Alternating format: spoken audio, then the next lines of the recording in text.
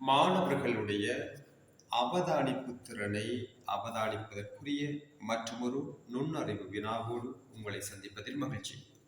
வினாவை சரியாக அவதானித்து நீங்களே சுயமாக செய்து விடைகளை கமெண்ட்ஸ் பதிலூடாக அறிய தாருங்கள்.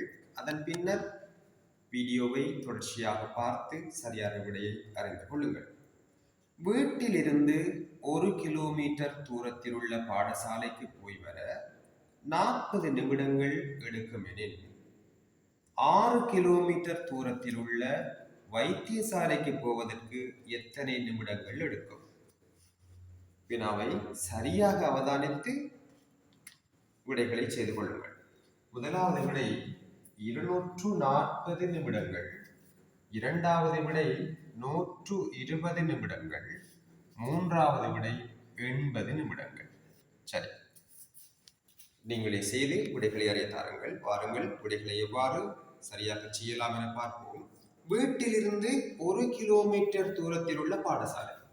வீடு, பாடசாலை இரண்டுக்கும் இடையிலான தூரம் 1 கிலோமீட்டர். 1 கிலோமீட்டர். வீட்டிலிருந்து பாடசாலைக்கு போய் வர 40 நிமிடங்கள் எடுக்கும்.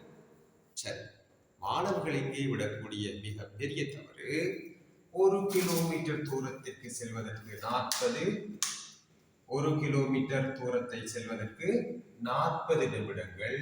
எனவே 6 கிலோமீட்டர் செல்வதற்கு 6 கிலோமீட்டர் செல்வதற்கு 6 தர 40, 240 நிமிடங்கள் என விடையாக கணிப்பிடுவர். ஏனென்றால் முதலாவது விடையும் அதுவாகத்தான் இருக்கின்றது. இது பிழையானது.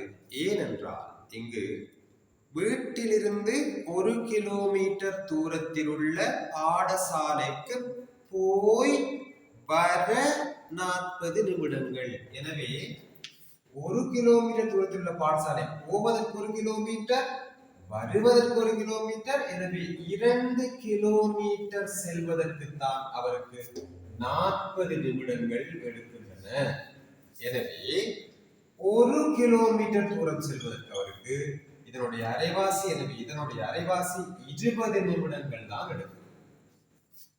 எனவே 6 கிலோமீட்டர் செல்வதற்கு அவருக்கு 6 தர 20 நிமிடங்கள் எடுக்கும். 120 நிமிடங்கள் என்பதே சரியான விடையாக இருக்கும்.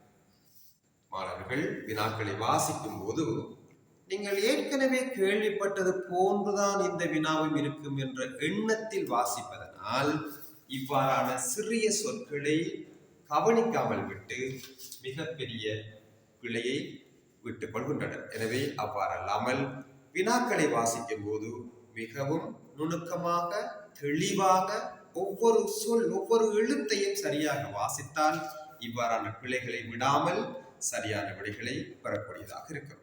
மற்றொரு காணொளியோடு உங்களை சந்திக்கின்றேன். நன்றி.